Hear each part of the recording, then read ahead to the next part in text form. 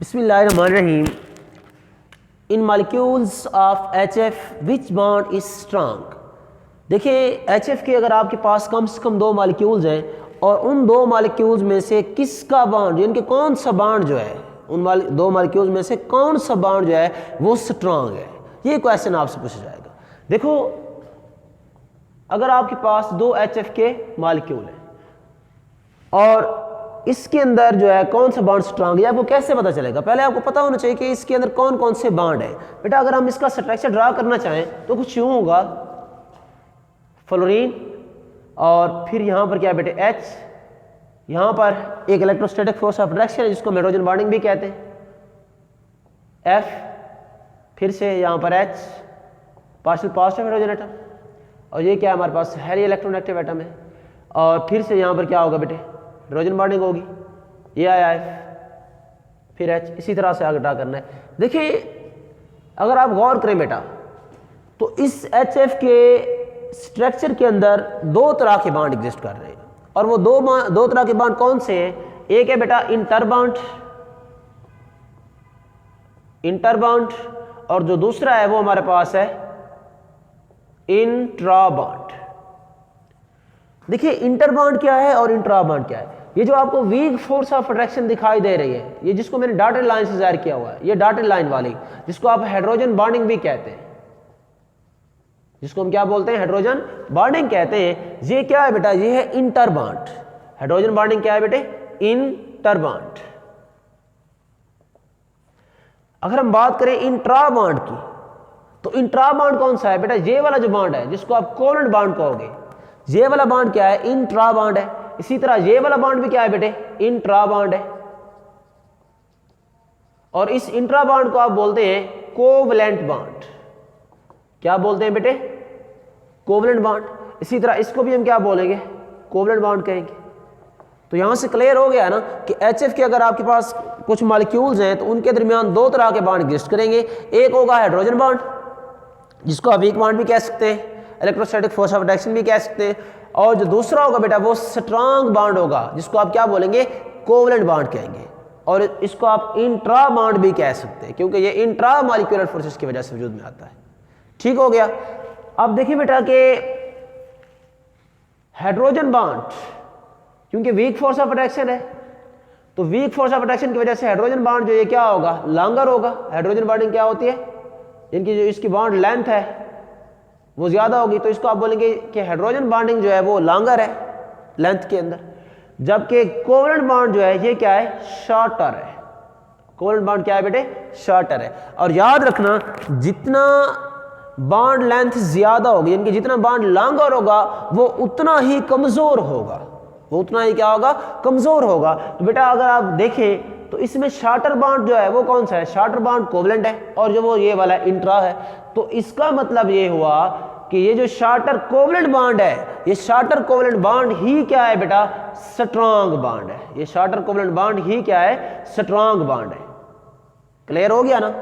कितने तरह के बॉन्ड थे? दो तरह के, इंटर एंड इंट्रा। इंटर वाला में क्या है? इलेक्ट्रोस्टैटिक फोर्स ऑफ अट्रैक्शन है वो वीक है, उसको आप हाइड्रोजन बॉन्डिंग भी कहते हैं।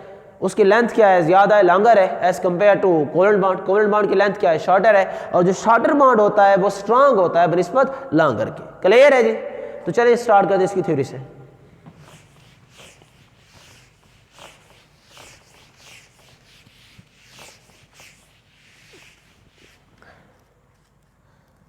इसका आंसर आपने ये देना है इन HF molecules, in HF molecules two types of bonds present और वो कौन कौन से हैं बेटे? स्टार लगाना है, एक लिखना है इंट्रा बॉन्ड हो गया और जो दूसरा है बेटे वो क्या है? इंटर बॉन्ड है। इंट्रा बॉन्ड के आगे आपने ब्रैकेट लगानी है और इसमें आपने लिखना है कोवलेंट बॉन्ड। इंटर बॉन्ड के अंदर फिर से ब्रैकेट लगानी है और यहां पर आपने लिखना है इलेक्ट्रो, या आप इसको सिंपल ये लिख दें हाइड्रोजन बॉन्ड लिखते हैं, यहां पर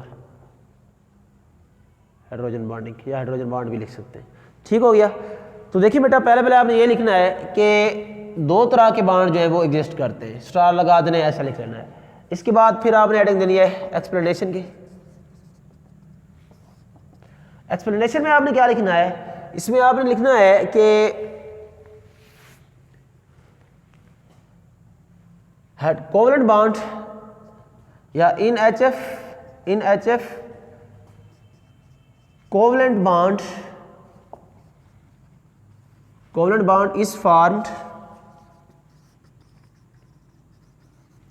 is formed by overlapping of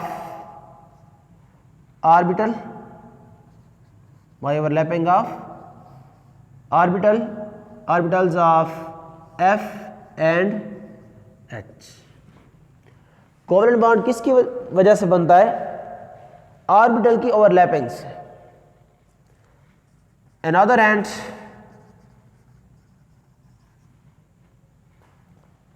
hydrogen bonding is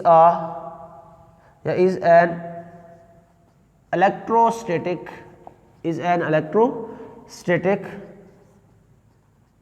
force of attraction। ये ओवरलैपिंग से बन रहा है और hydrogen bonding just electrostatic force of attraction है। Hydrogen bonding is an electrostatic force of attraction.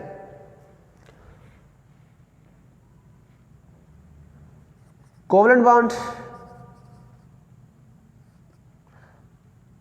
Bond is shorter than hydrogen bonding.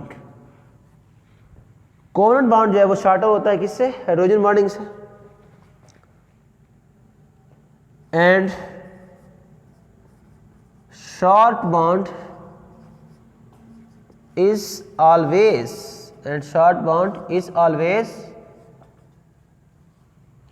strong as compared to longer bond।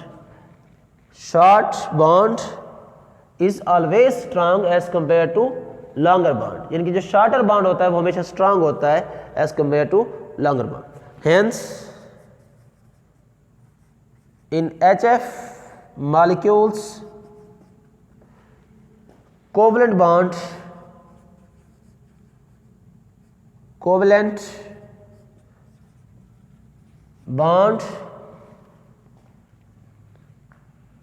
is strong।